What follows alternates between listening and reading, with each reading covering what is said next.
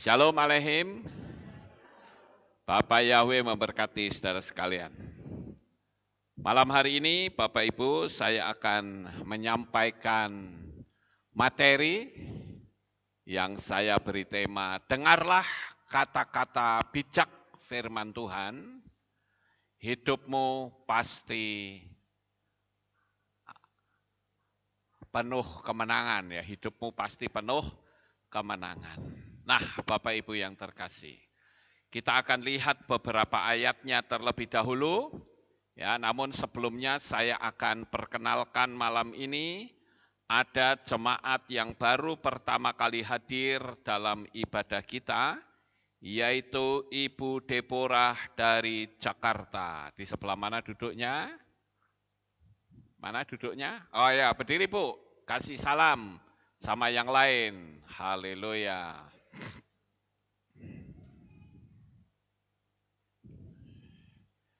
Ya, Bapak Ibu, kita akan mulai tentang kata-kata bijak. Seperti kita ketahui, saudara-saudara, bahwa orang yang tidak mau mendengar itu bisa dikategorikan karena dia merasa sombong, tidak mau dengar nasihat orang lain, atau mungkin memang dia itu orangnya tuli. Seperti kita ketahui bahwa penyakit tuli itu penyakit yang berbahaya, penyakit yang bisa mematikan, saudara-saudara. Jangan dikira tuli itu tidak membawa maut, tuli bisa membawa maut. Saya ingat dulu waktu saya masih SD, saya punya teman, ya, itu tuli, saudara-saudara, tidak bisa mendengar. Dan ternyata dia ini mati ketabrak kereta api, karena waktu dia jalan di rel, diteriakin orang-orang, ada kereta api, ternyata enggak dengar, saudara. Sehingga dia mati, tubuhnya hancur. Jadi tuli itu juga bisa membawa maut, saudara-saudara. Saya juga melihat kalau saudara nonton di YouTube, itu ada pesulap yang gagal. Ya, pesulap yang gagal itu juga mati karena salah perhitungan. Sebelum dia mati, ya, itu ada pesulap yang tubuhnya digergaji jadi dua, rupa-rupanya salah perhitungan, ya, sehingga waktu dia mau teriak-teriak, ya, dia berteriak, tolong matikan, ya, gergajinya matikan gitu. Tapi ternyata orang tidak mendengar, saudara. Asisten pesulap ini tidak mendengar. Bukan karena dia tuli, tetapi karena hiruk pikuk musik yang ada di dekatnya itu keras sekali, sehingga teriakan si pesulap itu tidak bisa didengar, akibatnya dia mati, tubuhnya terbelah menjadi dua. Jadi sekali lagi dalam perjalanan hidup kita juga kadangkala seperti itu, saudara. Berapa banyak kita mengalami kekalahan menjalani hidup ini karena hiruk pikuk yang ada di sekitar kita membuat kita tidak bisa mendengar suara Tuhan. Tuhan berbicara bisa melalui manusia, Tuhan bisa berbicara melalui anak kecil, Tuhan bisa berbicara melalui spanduk, dia bisa berbicara dengan cara apapun. Bahkan dia bisa berbicara lewat bencana alam. Saudaraku yang terkasih, mari kita akan melihat apa nasihat firman Tuhan tentang sebuah kebijakan. Kita akan baca di dalam kitab Mislei atau kitab Amsal pasal 22 ayat 17 dan Amsal atau Mislei 23 ayat 9. Pertama ayat 17 dulu, di pasal 22. Pasanglah telingamu dan dengarlah kata-kata orang bijak dan arahkan hatimu kepada pengetahuanku. Jadi ini ada nasihat supaya kita jangan tuli, saudara-saudara. Kemudian di pasal 23 ayat 9 dikatakan, hendaklah engkau tidak berbicara di telinga orang bebal, sebab ia akan meremehkan kata-katamu yang bijaksana. Kita juga membaca di dalam kitab Kohelet atau kitab Pengkhotbah pasal 9 ayat 17. Kata-kata orang bijak dalam ketenangan lebih didengar daripada teriakan orang-orang yang berkuasa di antara orang-orang bodoh. Saya tunjukkan ayat-ayatnya dulu sebagai pendukung bahwa kata-kata bijak itu sangat penting untuk kita jalani sehingga kehidupan kita akan penuh dengan kemenangan. Kemudian di pasal 10 ayat 12 di kitab Kohelet atau kitab Pengkhotbah dikatakan, kata-kata dari mulut yang bijak adalah kemurahan, tetapi bibir yang bodoh menelan dirinya sendiri. Yang terakhir, Kohelet pasal 12 atau kitab Pengkhotbah pasal 12 ayat 11, kata-kata orang bijak seperti tongkat penghalau dan seperti paku-paku yang ditancapkan oleh para pemimpin kelompok yang diberikan oleh seorang gembala. Saya tidak akan membahas tentang ayat-ayat tadi, saudara. Tetapi saya akan langsung to the point. Apa yang harus kita lakukan saat kita menjalani kehidupan di dunia ini agar supaya kehidupan kita selalu berkemenangan. Kata bijak yang pertama adalah kita seringkali Bapak Ibu berjumpa dengan orang yang selalu mencari kesalahan kita. Apa saja yang kita lakukan itu selalu saja salah. Pernah nggak saudara ketemu dengan orang yang seperti itu? Kita sudah berusaha sebaik mungkin, salah aja pokoknya saudara-saudara.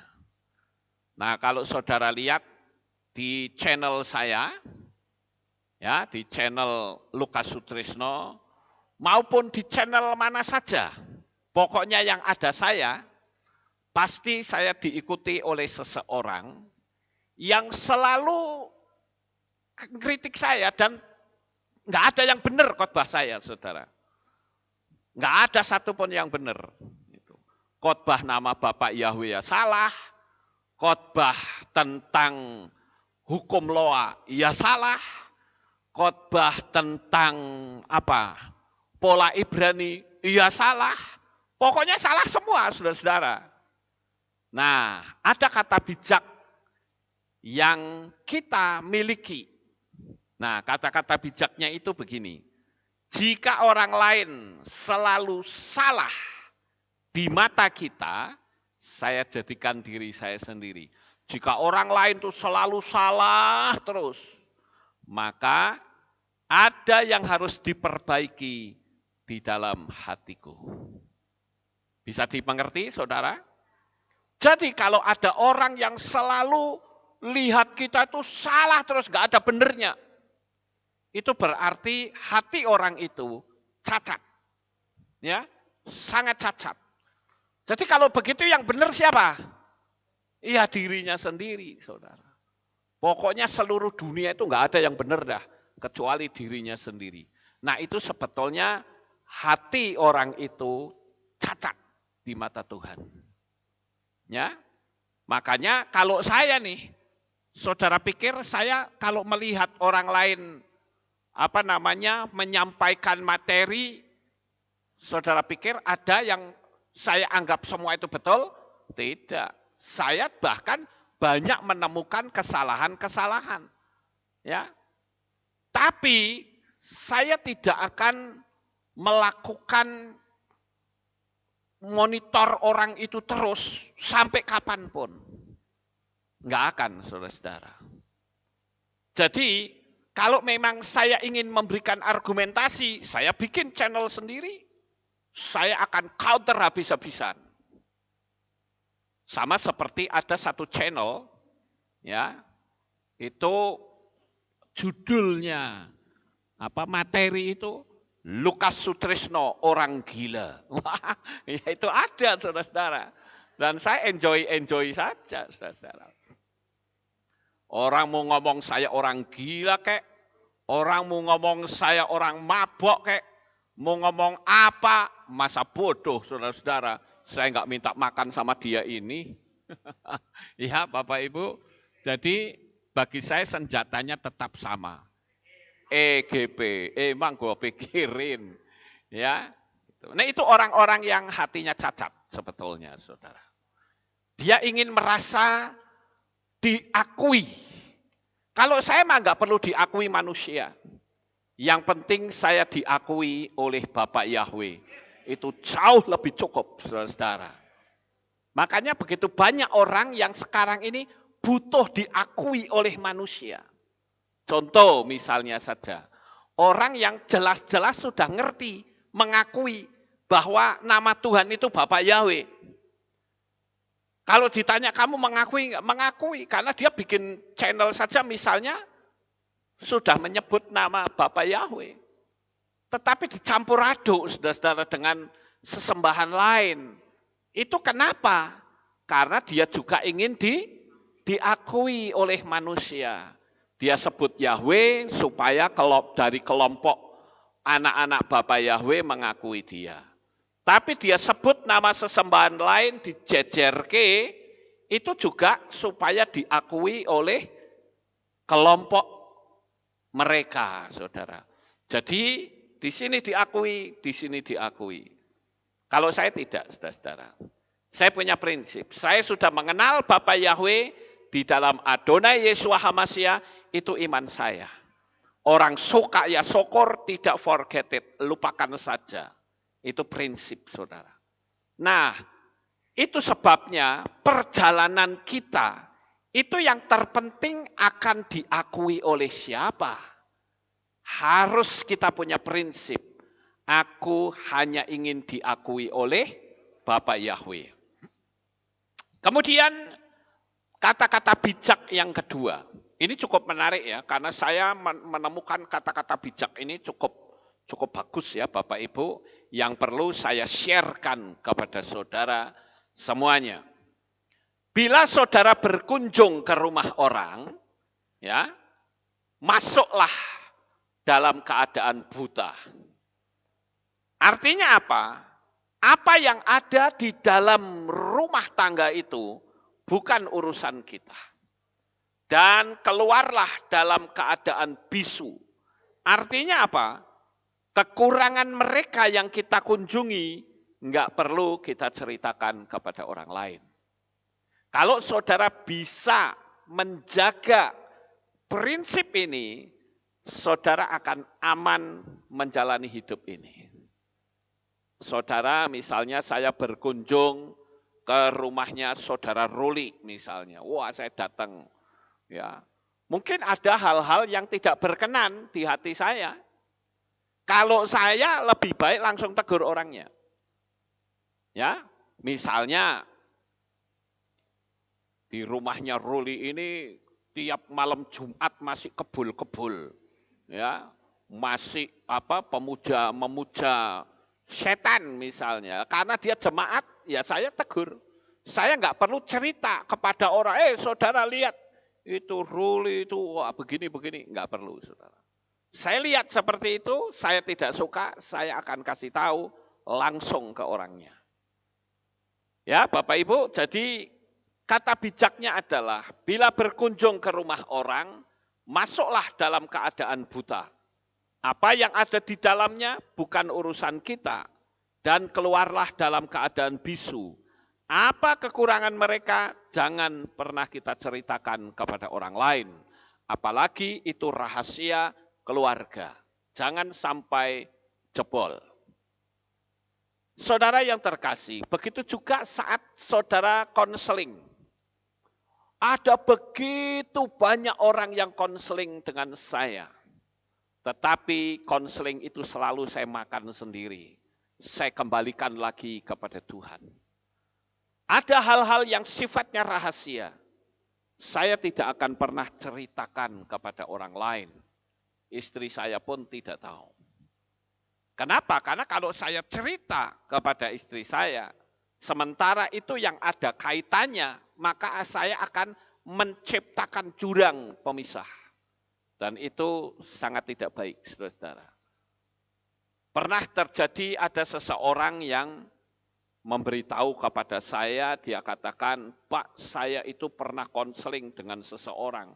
Padahal saya sudah bilang ini rahasia. Ternyata tersebar kemana-mana. Saya bilang ya karena Anda konseling kepada orang yang salah.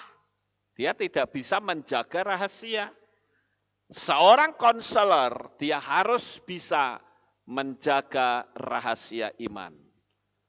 Rabi Shaul memberitahu kepada Timotius, ya, dia katakan bahwa kita harus bisa menjaga iman. Ya, tidak boleh ember. Tahu ember? Bocor mulut, saudara, ya, ember itu. Mulutnya kan lebar tuh ember. Iya, iya. Kemudian, hal yang ketiga yang juga cukup menarik yaitu, ingatlah bahwa orang lain itu hanya bisa melihat hasil akhir tanpa pernah tahu bagaimana lelahnya mengalami proses. Ini sebuah kata-kata, mungkin bisa disebut kata-kata mutiara ya. Bagaimana orang kadangkala melihat dari sisi keberhasilan seseorang, tetapi orang tidak mau bayar harga. Saya ambil contoh misalnya. Saya melihat seseorang hidupnya sukses. Ya, hidupnya berkelimpahan sukses, dia menjadi orang yang terpandang, dihormati. Kita pengen seperti mereka, bukan?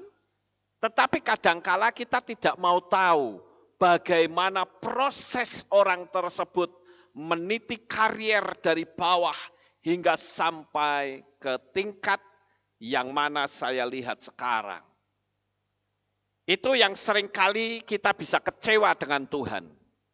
Ada begitu banyak orang yang mengatakan begini, enak ya, Pak Lukas jemaatnya banyak. Ya Anda kan lihatnya sekarang, saudara-saudara. Atau dulu waktu jemaat masih 1.500.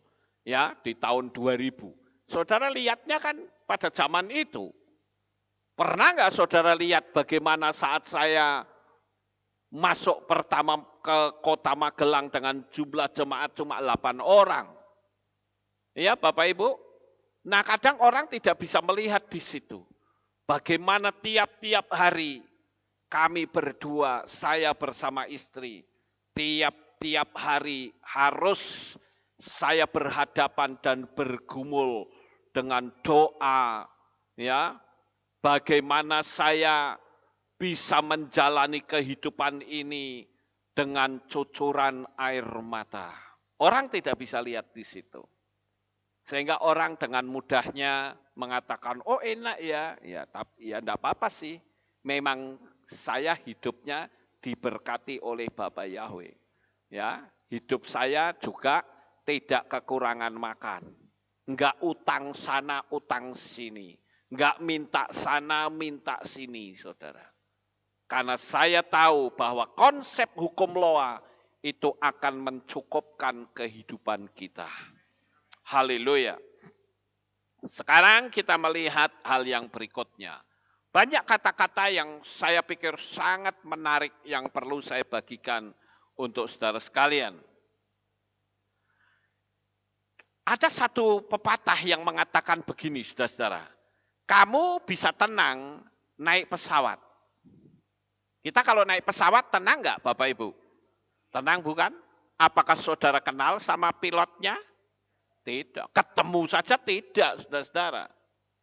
Tetapi kenapa kita resah dalam menjalani hidup ini? Padahal katanya kita mengenal Tuhan kita. Ya, kita mengenal Bapa Yahweh yang mengatur segalanya. Kalau sama pilot itu kita bisa percaya penuh bahwa saya akan sampai di kota yang saya tuju atau di negara yang saya tuju. Kenapa yang katanya kita percaya kepada Tuhan, kok kita kurang yakin Tuhan tuntun dan pimpin kita? Bapak Ibu Saudara yang terkasih, baik yang ada di Kehilat ini maupun saudara yang ada di berbagai belahan dunia manapun juga. Saya akan memberitahu kepada saudara, dengarkan baik-baik. Saudara adalah orang yang sangat bernilai di mata Tuhan. Dan hidupmu itu sudah dibeli oleh Tuhan Yeshua HaMashiach. Bukan dengan emas, bukan dengan perak, namun dengan darah Yeshua yang maha suci.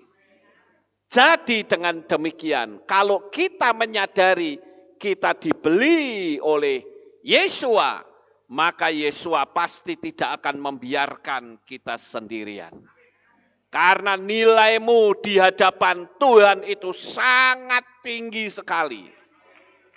Haleluya, boleh beri tepuk tangan, puji Tuhan. Dan karena nilaimu sangat tinggi, engkau dijaganya. Coba kalau sekali waktu saudara punya barang yang nilainya tinggi, sebutlah sebuah Gucci. Saudara punya Gucci, kalau ditanya, ini Gucci beli di mana ya? Di pasar mana? Enak aja, pasar mana? Ini beli di lelang kelas dunia. Oh ya? Harganya berapa? Ini harganya 4 triliun. Wow, kayak begini 4 triliun? Iya, kamu tidak tahu ini punya siapa. Wah, orang itu dengan bangganya menunjukkan barang itu seharga 4 triliun. Nilai saudara semua yang ada di sini dan di berbagai belahan dunia manapun, nilaimu bukan 4 triliun. Bahkan dunia ini pun dengan engkau masih tinggi engkau nilainya. Haleluya.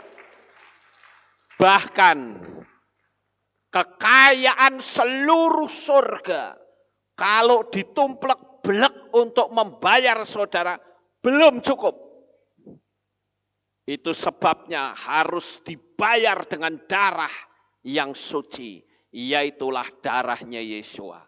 Kalau engkau tahu nilaimu yang sangat tinggi, engkau tidak akan was-was dalam menjalani hidup ini.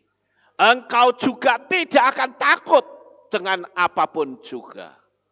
Mau corona kek, mau koroni kek, mau korono kok, ya. Enggak ada yang perlu ditakutkan saudara. Karena di dalam diri kita ada kekuatan kuasa yang jauh lebih besar. Dialah Roh Kudus yang maha kuasa. Haleluya. Jadi hari ini berpegang teguhlah dalam iman saudara. Karena Dia akan selalu menjaganya. Itu sebabnya engkau disebut orang, yaitu apa? Biji matanya Tuhan. Haleluya. Sekarang kita akan lihat hal yang berikutnya yang juga tidak kalah penting. Saya katakan, saya pakai falsafah ini ya. Hidup itu simple. Kalau orang lain menjauhi kita, ya kita jauhkan diri juga. Karena kalau orang lain sudah tidak suka dengan kita, menjauhi kita, tapi kita ngerampek, tahu ngerampek saudara? Berusaha mendekat terus ya, kita nggak akan punya nilai di hadapannya. Kita bahkan akan dibully dan dilecehkan. Kalau orang lain nggak suka menjauhi kita, ya udah kita jauhi aja dia. Kalau orang lain nggak suka kita, tak perlu kita tunjukkan muka. Ya, pergilah ke tempat di mana kita diterima. Sehingga kita akan selalu berada dalam lingkungan yang mendatangkan damai sejahtera. Dan mendekatkan diri kita kepada pintu-pintu mujizat yang akan terbuka dengan sendirinya. Ini trik saya, saudara-saudara. Kalau orang nggak suka dengan kita, nyinyir, ngapain kita mendekat terus sama orang itu? Nggak perlu, saudara. Biarkan dia sukacita dengan nyinyirannya. Tapi saya juga akan bersukacita dalam komunitas saya sendiri. Saya akan damai sejahtera. Saya akan menjalani hidup ini dengan penuh damai sejahtera. Orang lain gak suka dengan kita, pasti kepahitan hati, bukan? Mereka bahkan bisa benci. Apakah dengan mereka membenci saya, lalu saya menderita? Tidak, saudara. Biarkan mereka membenci. Saya selalu punya falsafah. Kalau sampai orang itu membenci saya, kepahitan hati dengan saya, maka secara hukum alam supranatural, orang itu saya kuasai secara mutlak, saudara. Bayangkan, mau makan, ada Lukas Sutrisno. Mau tidur, ada Lukas juga. Dimanapun mereka berada, namaku masih tetap tinggal di hatinya. Ya. Makanya saya pikir apa? Ngapain saya membalas? Enggak perlu, orang mereka sedang saya kuasai kok. Kalau saya tidak suka dengan seseorang, ya udah ngapain saya kepo, betul enggak saudara? Saya enggak perlu kepo, karena kalau saya kepo, saya akan sakit hati terus.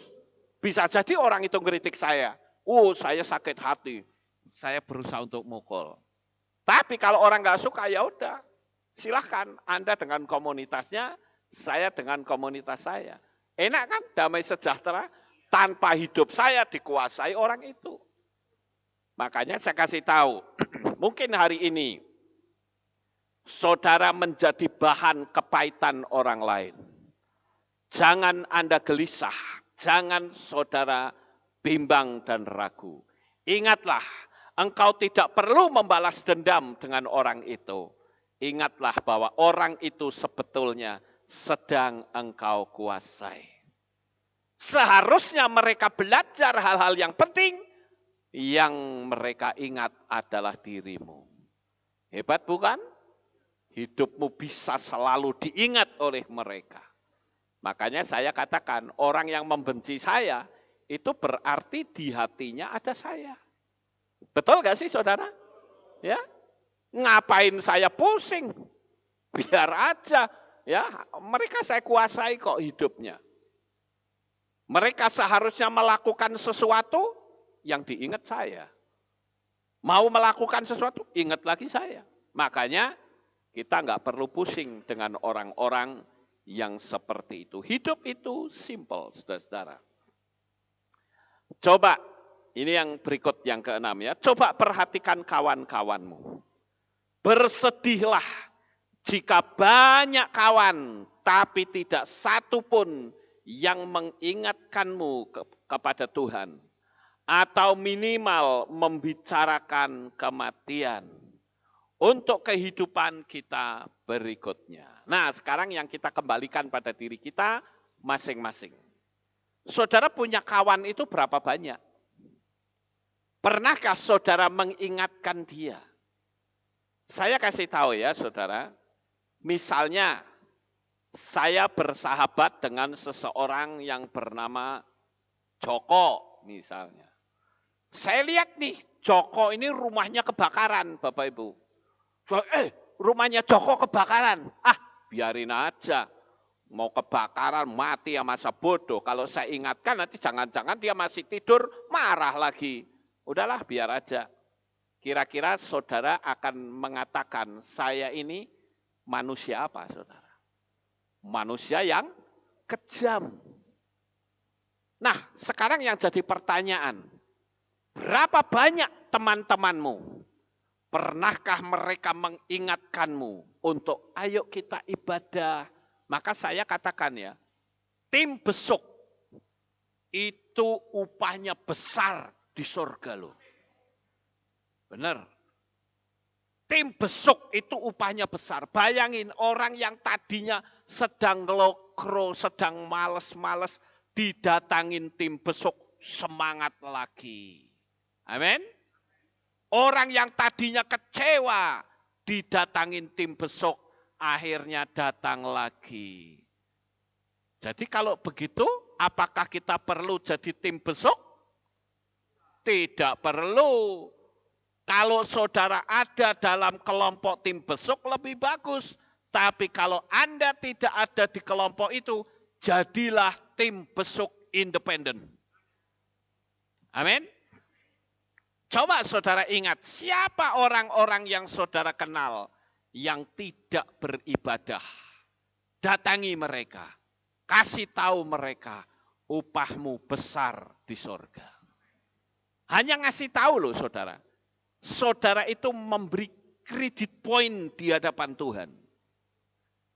Ketika nanti kita ketemu, kita bingung lihat kekayaan kita yang luar biasa besar. Kita tanya, Tuhan, kenapa kekayaanmu begitu melimpah?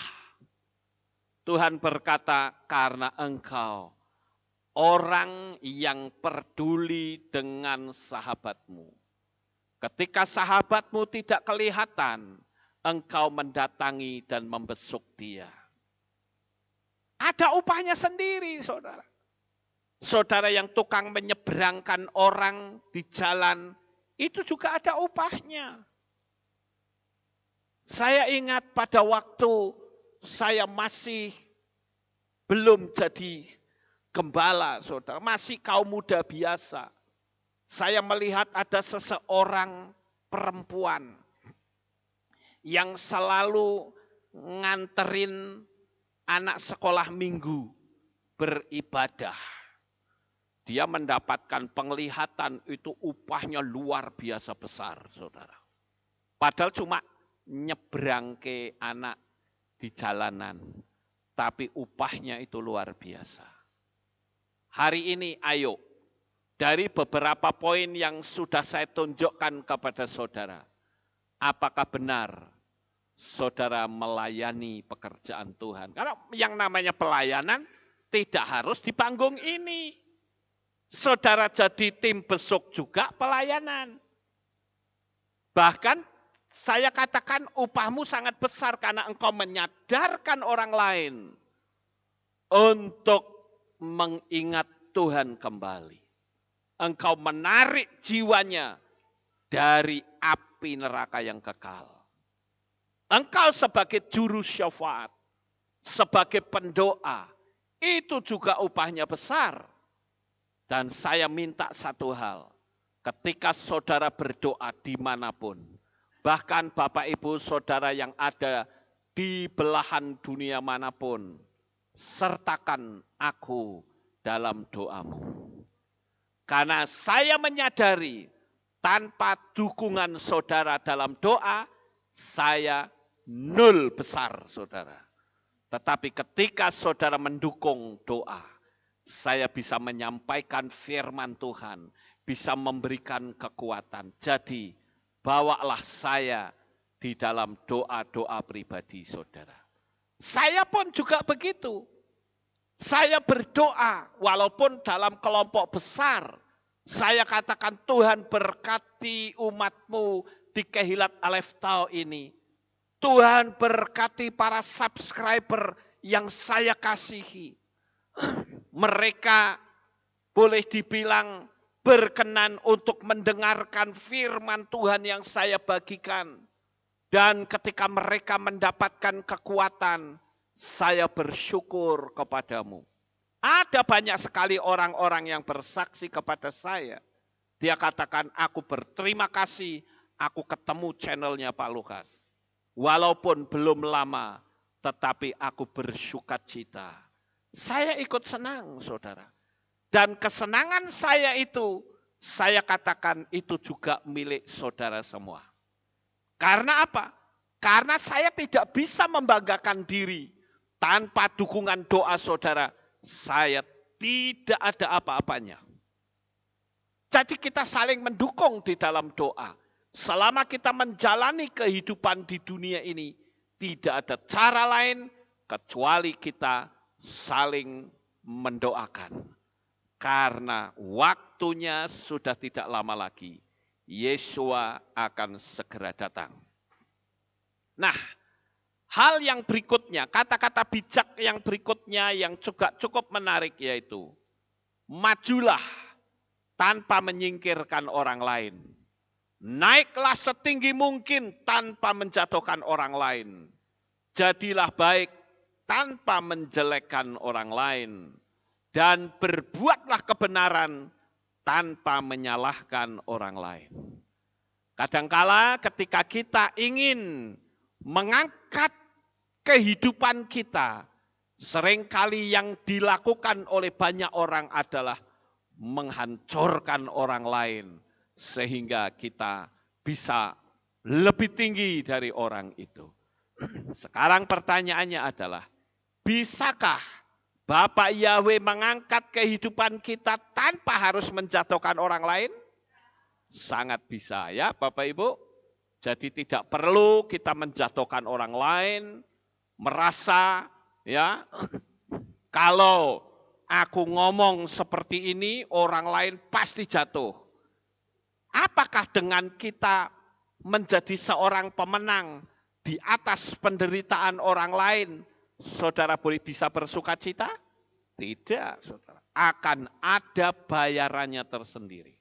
Engkau harus tetap membayar atas kejatuhan orang lain karena engkau jatuhkan.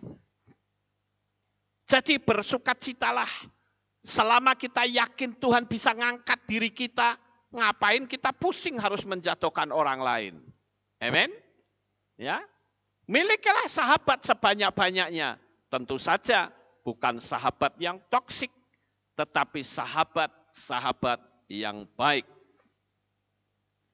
Hal yang berikutnya yang juga menarik, perhatikan kata-kata ini. Jangan menunjukkan kebaikanmu untuk membuat orang lain bertahan denganmu. Tetapi tunjukkanlah keburukanmu, lalu lihat siapakah yang akan bertahan denganmu. Maksudnya apa saudara? Biasanya kalau orang ingin supaya orang lain itu bisa dekat dengan kita, yang kita tunjukkan adalah kemampuan, kehebatan kita, titel kita, ya, ke hal-hal yang luar biasa dari kita. Kalau orang menunjukkan seperti itu, orang dekat sama kita, itu jamak, saudara.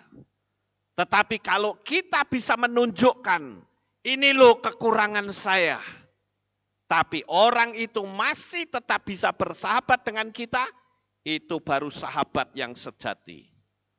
Jadi kalau saudara ingin melihat sahabat sejati, tunjukkanlah kekuranganmu. Sama seperti saya bisa mengatakan, kalau saudara ingin lihat sumur itu, sumber airnya bagus atau tidak, jangan lihat pada waktu hari hujan. Tapi lihatlah pada saat kering, musim panas, masih ada airnya atau tidak. Kalau masih ada airnya, berarti sumur itu memiliki pancaran air yang sangat bagus. Ketika seseorang hidupnya kaya raya, orang didekati banyak sekali teman. Tetapi ketika orangnya jatuh, saat ekonominya hancur berantakan, orang pada pergi meninggalkannya. Itu bukan sahabat yang baik, saudara-saudara. Sahabat yang baik adalah sekalipun orang itu jatuh, kita tetap mendukungnya di dalam doa. Jatuh apa saja, apakah jatuh finansial, jatuh dalam moral, apa yang kita lakukan? Kita harus mensupport mereka supaya mereka tidak berada di bawah, kita angkat dia. Dan saya percaya ketika engkau sanggup mengangkatnya, engkau punya upah tersendiri dari Tuhan. Percaya saudara, Tuhan itu sangat adil. Orang yang baik, dia sekali-kali tidak akan pernah ditinggalkan oleh Tuhan.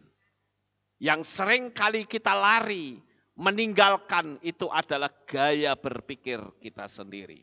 Dan saya beritahu kepada siapapun di sini maupun di seluruh dunia, saya katakan Bapa Yahweh sangat mengasihi saudara. Bapa Yahweh sangat mencintai saudara. Jadi jangan bimbang, jangan ragu. Percayalah, dia sekali-kali tidak akan meninggalkan engkau. Apalagi di kondisi seperti sekarang ini. Bapa Yahweh itu punya oknum-oknum malaikat yang siap dia utus untuk menjagai dirimu, untuk memelihara hidupmu. Jangan takut, jangan ragu. Percayalah, kekuatan yang datang dari tempat yang maha tinggi akan selalu melingkupi hidup saudara. Haleluya. Puji Tuhan. Saya pernah membaca sebuah falsafah, saudara. Falsafah itu bunyinya begini. Gula itu memberi rasa manis pada kopi. Tapi orang menyebutnya apa? Kopinya manis. Bukan gulanya, saudara. Begitu hidup, saudara-saudara. Begitu orang kena penyakit yang disebut apa? Ini penyakit gula. Betul nggak Bapak Ibu? Ketika orang minum kopi manis, nggak dibilang, wah gulanya hebat ini manis banget.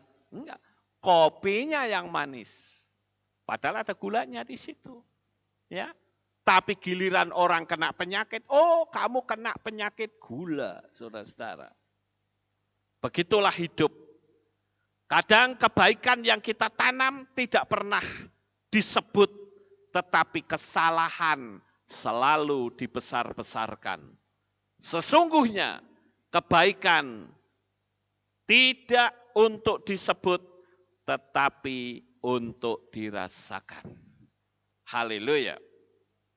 Yang berikutnya saudara, ada sebuah falsafah juga yang saya pikir cukup menarik. Ya, dan ini sesuai dengan firman Tuhan. Manusia itu dijadikan Tuhan dari apa, saudara? Dari tanah. Tanah itu selalu diam meskipun sering diinjak-injak. Namun tanah juga mampu mengubur orang yang dulunya sering menginjak-injak dia. Apa artinya, saudara? Falsafah ini memiliki arti. Ketika kita dihina, ketika kita dilecehkan, ketika kita dibuli, akan tiba saatnya orang-orang yang membuli itu ada jauh di bawah kita. Tetapi sekali lagi yang menjadi andalan di dalam kehidupan kita tidak lain adalah Bapa Yahweh. Pegang teguh imannya saudara. Karena Bapa Yahweh yang ada di dalam hatinya terhadap saudara dan saya hanya satu. Aku sangat mengasihimu sampai selama-lamanya. Berbuatlah hal-hal yang baik dan aku menunggumu di Syamaim. Akan tiba saatnya ketika waktumu tiba, aku panggil engkau, engkau dalam keadaan benar, hidup setia kepada Bapa Yahweh. Sehingga seperti di dalam kitab Gilyahna atau kitab Wahyu dikatakan bahwa ketika kita setia sampai mati, Dia akan memberikan mahkota untuk kita, saudara. Haleluya.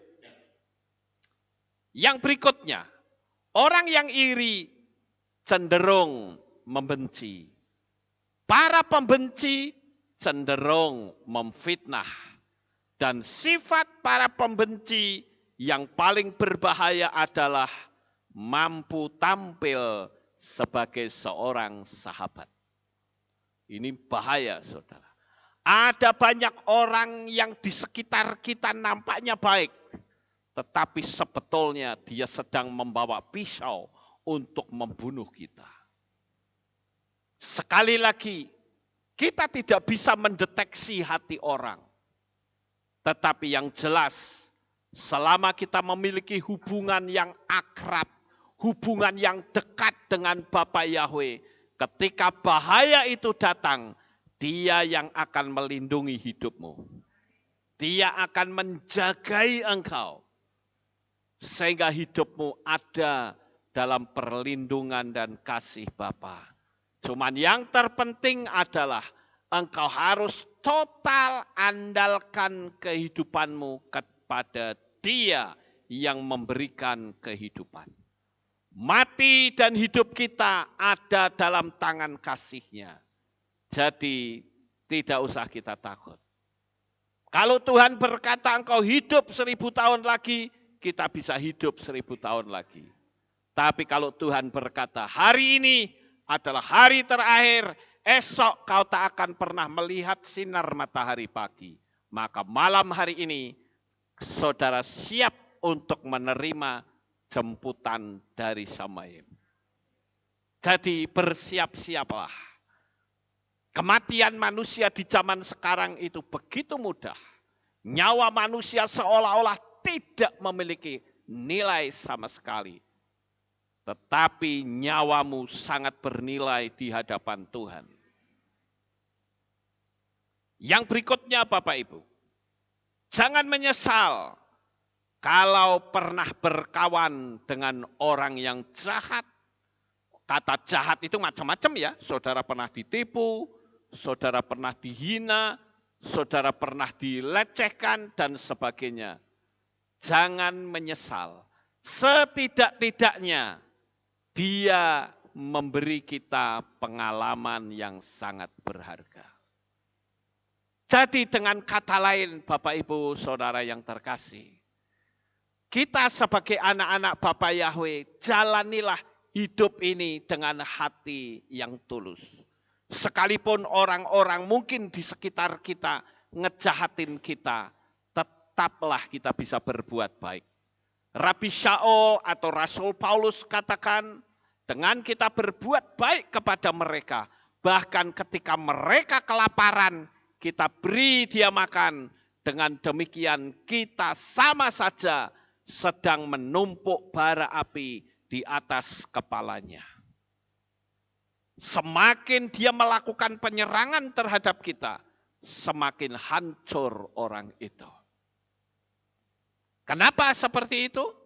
Karena kita punya pembela yang agung, yaitu Bapa Yahweh.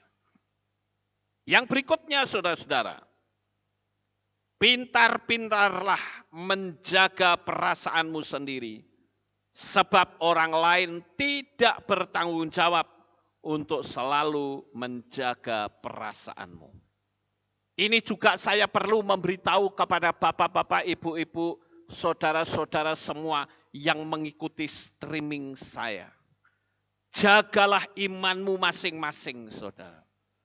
Sekali lagi saya sudah ingatkan berkali-kali, akan tiba saatnya engkau tidak lagi bisa mengakses ibadah kami di tempat ini.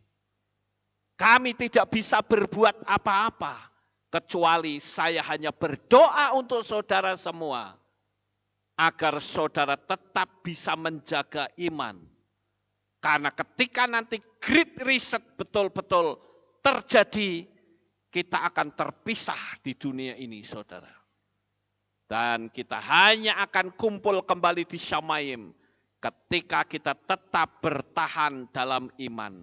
Pesan saya kepada Bapak Ibu Saudara sekalian, bertahanlah dan tetaplah setia sampai akhir. Temui saya di Shamayim, saudara-saudara. Karena saya tahu bahwa ketika great reset itu terjadi, orang-orang yang tidak menerima tanda bilangan binatang itu akan mengalami kesulitan. Tapi lebih baik kita dipersulit oleh manusia daripada kita berurusan dengan malaikat yang sedang marah dengan kita. Itu prinsip saya, saudara. Karena kelak ketika kita mati, maka malaikat akan melotot kepada kita. Kenapa kamu menjadi berpihak kepada mereka? Musuhnya Bapa Yahweh. Wah, kita bisa kencing berdiri, saudara. Ya, saking takutnya.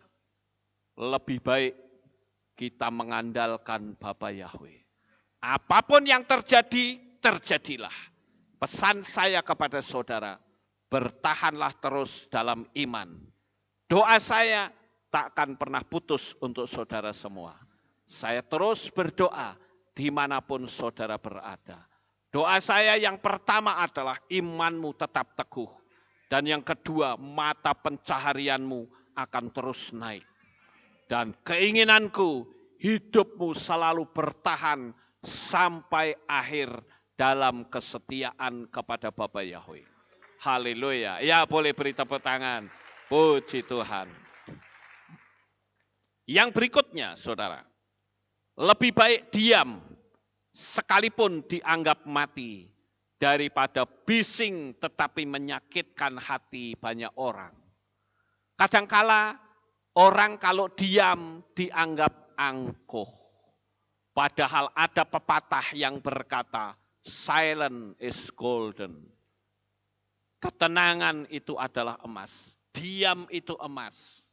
Jadi kalau saudara tidak suka pendapat orang lain, akan sangat bijaksana kalau saudara diam. Daripada orangnya nyolot, kita ikut nyolot. Yang terjadi apa? Berantem, saudara. Kalau dia nyolot, sudah diamkan saja. Nggak usah didengar. Ya. Karena kita tahu bahwa orang yang bijaksana itu orang ketika diserang, dia diam saja. Kita akan bisa tunjukkan bahwa kita adalah orang-orang yang bijaksana. Jadi jangan mereka nyolot kemudian kita ikut nyolot. Berantem akhirnya, saudara. Dan itu tidak baik, akan menjauhkan kita dari pertemanan. Yang berikutnya, saudara, orang kuat bukanlah orang yang tidak pernah menangis, melainkan orang yang tetap tegar ketika menghadapi berbagai tantangan. Orang ketika menghadapi banyak masalah dan tantangan, boleh enggak kita nangis, saudara? Boleh. Tetapi sekalipun saudara menangis, bertahanlah. Karena tetesan air matamu akan dibawa ke kirbat Bapa Yahweh. Dan air matamu ibarat seperti mutiara yang berharga. Andalkan terus kekuatan Tuhan, karena Dia selalu bersamamu. Dan Dia akan berkata, tenang anakku, aku akan ambil alih, engkau minggir, aku akan berdiri di depanmu. Jadi ketika masalah itu datang, tantangan itu merajalela menghantam kita.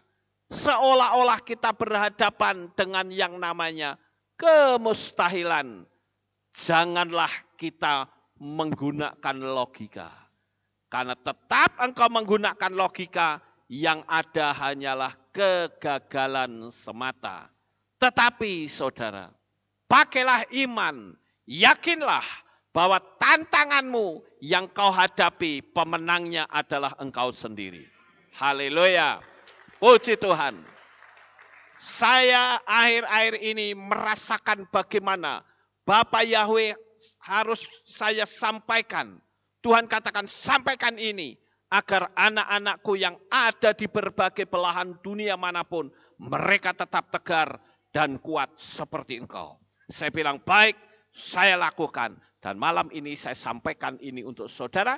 Jangan takut, jangan gentar. Engkau tidak sendiri, tetapi engkau bersama dengan Roh Kudus. Haleluya. Puji Tuhan. Yang berikutnya, saudara. Saat orang ngomongin kita di belakang, artinya kita jauh berada di depan mereka. Saat orang merendahkan kita, artinya kita jauh lebih tinggi dari mereka. Saat orang iri dengan kita, artinya kita jauh lebih sukses dari mereka. Saat orang berbicara buruk terhadap atau tentang kita, artinya hidup kita jauh lebih indah dari mereka. Saat orang nyinyir, artinya kita mampu menggetarkan hatinya dan kita jauh lebih hebat dari mereka. Percayalah Bapak Ibu, karena engkau akan selalu ditinggikan oleh Tuhan. Bapa Yahweh sangat menyayangimu. Bapa Yahweh sangat mencintaimu. Kalau saja dia bisa menunjukkan diri dalam wujud manusia, di suasana seperti ini, dia akan peluk kita satu-satu dan membelai kepala kita dengan berkata, tenang anakku, aku akan berada di depanmu. Jangan takut, jangan gentar, karena aku yang akan berperang ganti engkau. Haleluya. Yang berikutnya Bapak Ibu, salah itu bisa diperbaiki. Gagal itu bisa dipelajari dan diulang. Jatuh bisa bangun, tetapi orang yang menyerah berarti selesai hidupmu. Oleh karena itu, jangan pernah menyerah. Selama nafasmu masih ada, kemenangan akan selalu tampil dalam hidupmu. Jadi, kenapa kita mesti takut, saudara? Mungkin saudara berkata, Pak, saya sedang kondisi ancur-ancuran. Saya katakan, tetap tenang. Akan tiba waktunya, engkau yang sekarang ada di bawah, akan diangkat Tuhan lebih tinggi dari orang-orang yang membuli engkau. Karena engkau tidak sendiri, tetapi bersama dengan Tuhan yang Maha Kuasa. Jadi jangan putus asa Bapak Ibu.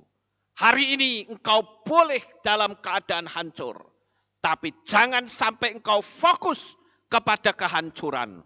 Fokuslah kepada tangan yang Maha Kuat yang akan menopang dan mengangkat hidupmu menjadi orang-orang yang jauh lebih hebat dari pembuli-pembulimu. Bapa Yahweh selalu melindungi engkau. Haleluya. Bapak Ibu saudaraku yang terkasih. Yang berikutnya, ini aku. Dengan semua kekurangan dan kelebihan, aku sebagai seorang manusia, dan aku tidak peduli dengan semua yang mereka katakan tentang aku. Karena aku hanya tahu dua hal. Aku hidup tidak pernah merugikan orang. Aku bisa bertahan hidup bukan juga karena orang yang menyerang aku, tetapi ada Bapa Yahweh yang selalu bersamaku. Hari ini, prinsip ini peganglah. Karena mati dan hidupmu bukan dari orang lain. Tetapi mati dan hidupmu ada di dalam tangan Tuhan. Selama engkau hidup berkenan, hidupmu baik, kau akan punya begitu banyak sahabat-sahabat yang akan dipakai oleh Tuhan untuk menolong saudara. Atau barangkali jangan-jangan saudara yang sedang dipakai oleh Tuhan untuk menolong orang lain. Itu bisa saja terjadi. Dan kalau saudara dipakai oleh Tuhan untuk menolong orang lain, maka tangan Tuhan akan membalas kebaikanmu terhadap orang lain. Percayalah Bapak Ibu, karena Dia tidak pernah mau berhutang kepada kita. Yang berikutnya saudara, ini seringkali saya ucapkan, alam roh itu cerdas dan tunduk pada ucapan kita. Jadi hati-hatilah dalam berbicara, khususnya dalam soal visi dan impian. Sebaiknya saudara katakan terus selalu visi dan impian yang besar. Jangan pedulikan orang yang mungkin menganggap remeh hidup saudara. Tapi visi dan impianmu yang telah kau ucapkan itu pasti terjadi dalam hidup saudara.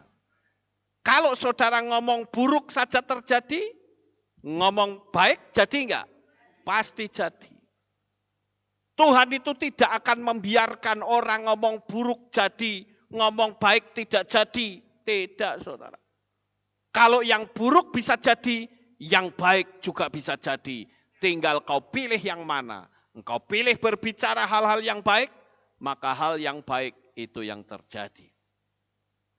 Dan yang terakhir Bapak Ibu, ini juga seringkali saya sampaikan kepada saudara, tetapi tidak ada salahnya dalam kumpulan kata-kata bijak, kata-kata hikmat ini saya masukkan juga. Ada 3 hal yang tidak pernah kembali, yaitu waktu, perkataan, dan kesempatan. Kesempatan tidak pernah kembali, tetapi dia bisa diciptakan. Perjalanan waktu hidup kita tidak bisa mundur. Bahkan 5 menit ke belakang pun tidak bisa, saudara. Waktu terus berjalan. Jadi pergunakanlah waktu yang ada, karena hari-hari ini jahat. Pergunakanlah dengan sebaik-baiknya agar supaya perjalanan kita menelusuri lorong waktu yang ada hanyalah kemenangan, keberhasilan, dan sukacita. Begitu juga perkataan. Perkataan itu tidak bisa kembali. Saya ambil contoh misalnya ketika saya melukai hati orang dengan ucapan. Maka ketika orang itu tersinggung, kita mungkin berusaha untuk mengobati. Ucapan kita mungkin nggak sampai 1 menit. Tetapi luka hati orang itu bisa seumur hidup Bapak Ibu. Hati-hatilah dalam kita berbicara. Berapa banyak kita sering melihat ada demo-demo terjadi hanya karena orang yang tersinggung sedikit.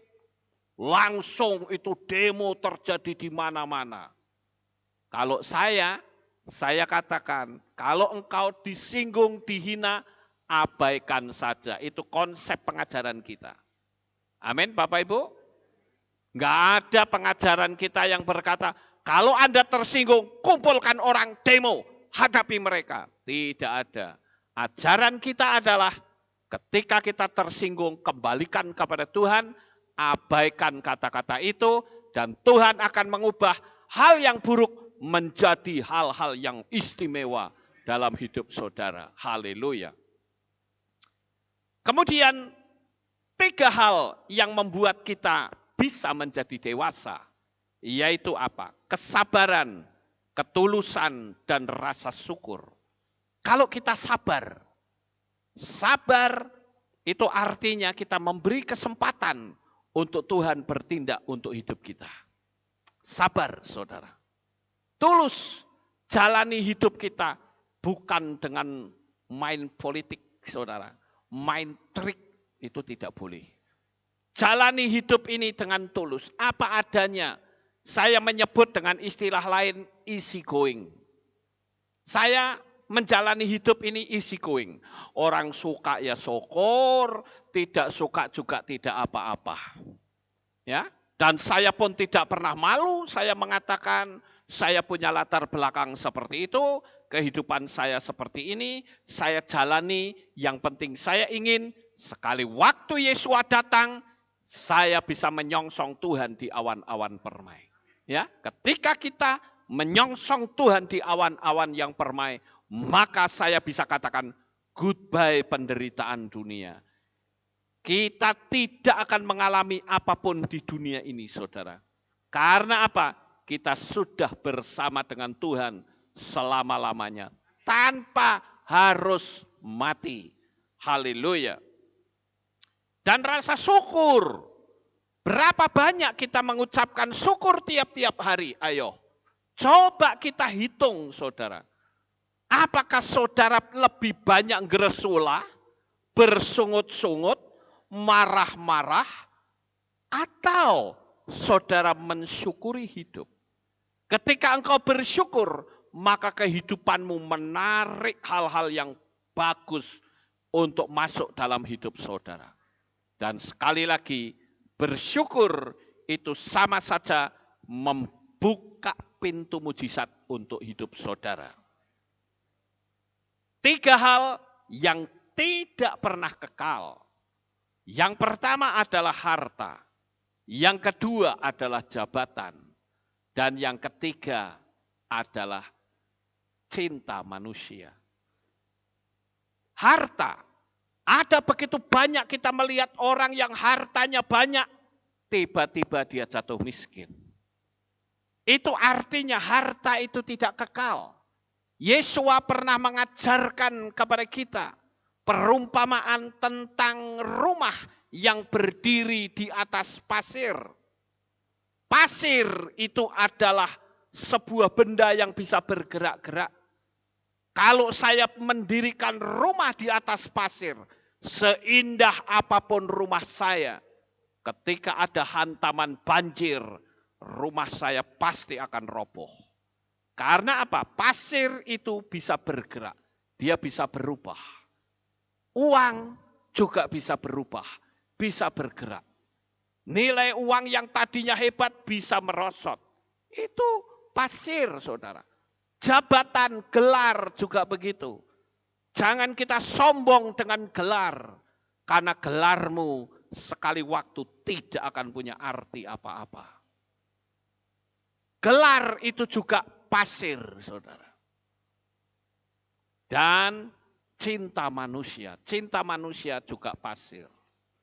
Dia bisa berubah-ubah. Ketika engkau punya uang, mereka dekat kepadamu. Tapi ketika engkau tidak punya uang, mereka lari. Ada pepatah, ada uang, abang sayang. Tidak ada uang, abang ditendang, saudara. Itu sudah merupakan falsafah umum.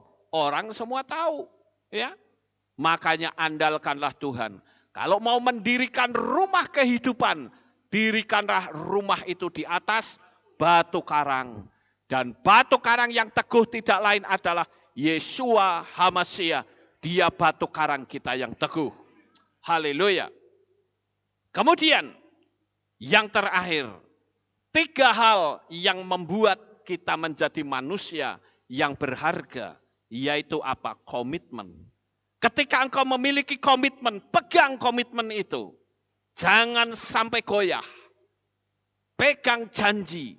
Jangan esok dele, sore tempe, saudara. Ya, berubah-ubah. Itu namanya tidak punya komitmen. Sekali komitmen, dia komitmen. Apapun resikonya. Yang kedua adalah kerendahan hati. Jikalau kita rendah hati, maka hidupmu akan berharga.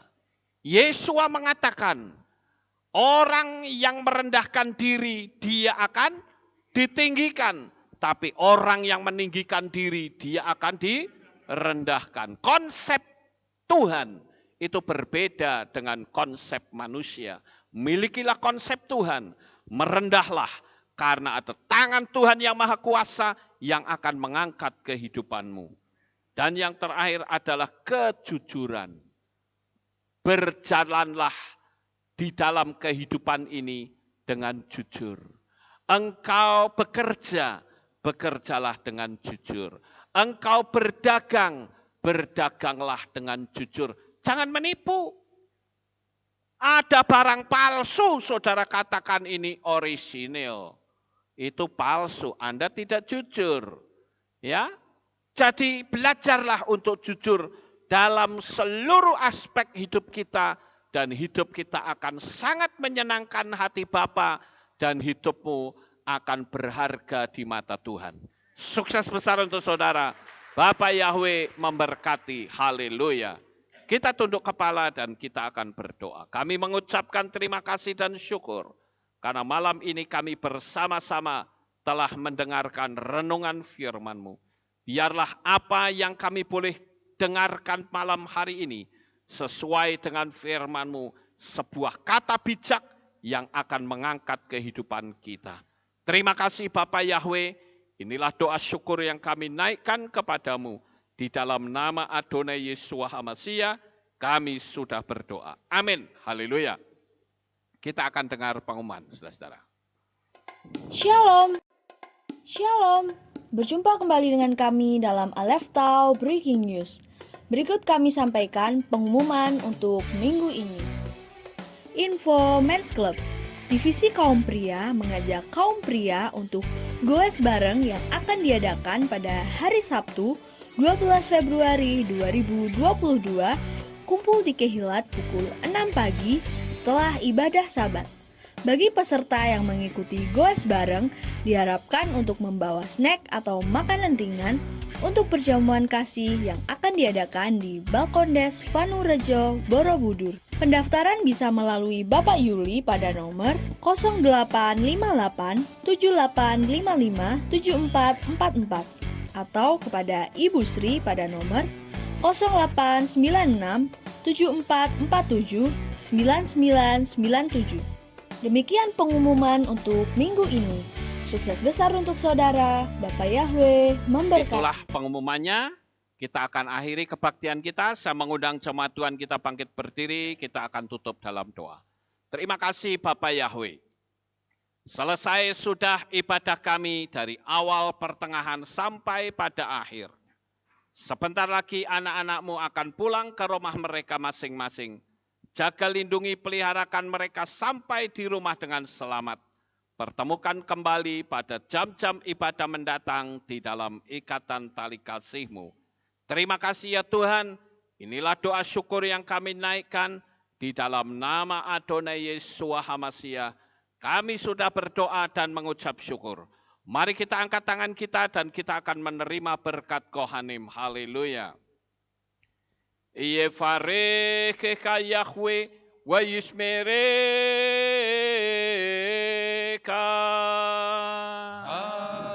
Amen. Ken yehi rotso. Yair Yahweh panau eleka. Wihuneka. Amen. Ken yehi rotso.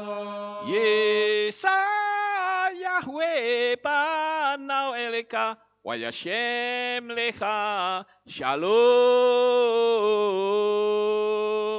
Amen.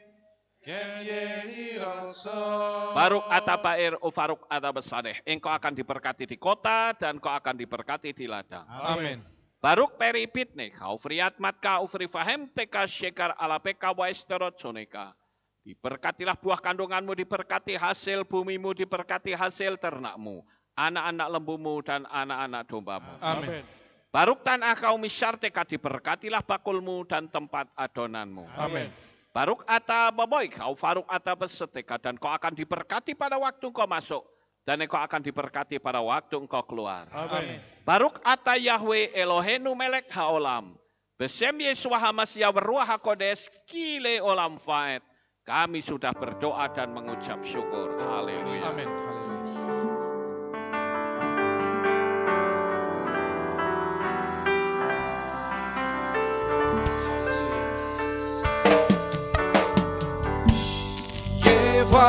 Yevarekecha, veyismerecha, Yevarekecha.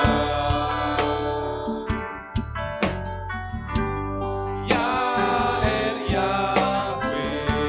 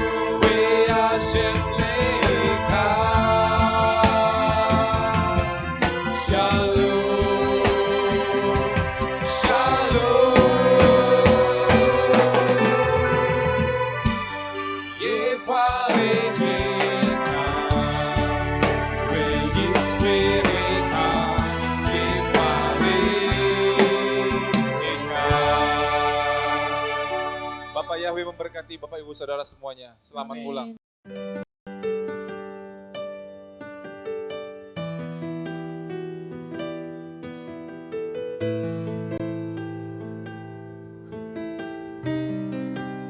Segala pujian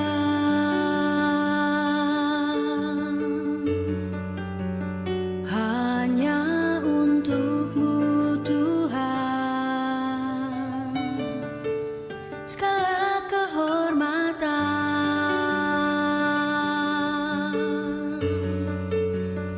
juga punya-Mu Tuhan.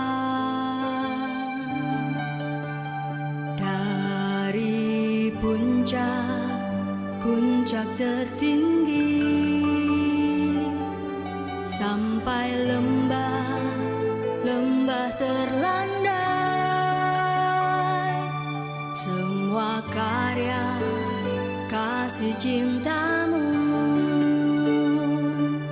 sujud menyembah Sang Maha Pencipta.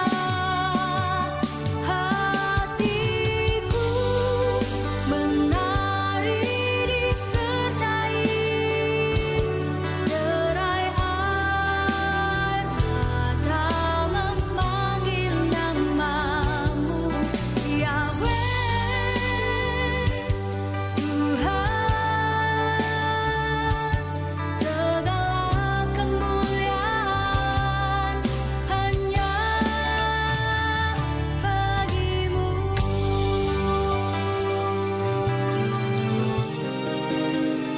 Engkaulah sumber segala pengharapan, mendengar,